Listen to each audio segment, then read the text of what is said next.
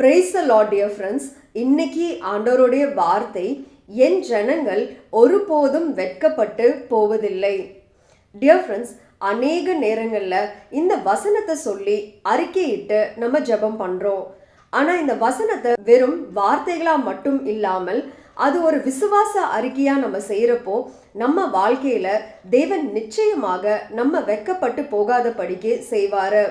இந்த நாளில் கூட ஏசப்பாவை ஒரு நல்ல எடுத்துக்காட்டாக நினச்சி பாருங்க.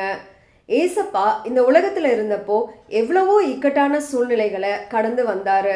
எல்லா காரியங்களையும் அவரை தேவன் வெட்கப்படுத்தாத படிக்கு காத்துக்கொள்வாருன்னு சொல்லி விசுவாசத்தோட வாழ்ந்தாரு. வெறும் வார்த்தைகளா மட்டும் இந்த வசனத்தை சொல்லி ஜெபம் பண்ணாம விசுவாச அறிக்கையை நீங்க செய்யறப்போ நிச்சயமாக தேவன் உங்களை வெட்கப்பட்டு போகாத படிக்கு செய்வாரு. இந்த நாளை நீங்க ஆரம்பிக்கிறப்ப கூட தேவன் உங்களை வெட்கப்படுத்த மாட்டாரு. தலை குனிந்த இடத்துல உங்களை தலை நிமிர செய்வாரு. நீங்க எந்த இடத்துல தள்ளப்பட்டீங்களோ அதே இடத்துல உங்களை சாட்சியா நிறுத்துவாருன்ற விசுவாசத்தோட கடந்து செல்லுங்க. ஏசப்பாவையே நம்பி நம்ம வாழ்றப்போ நிச்சயமாக தேவன் நம்மளை ஒருபோதும் கைவிட மாட்டாரு. பாய் டியர் ஃப்ரெண்ட்ஸ், நாளைக்கு பார்க்கலாம்.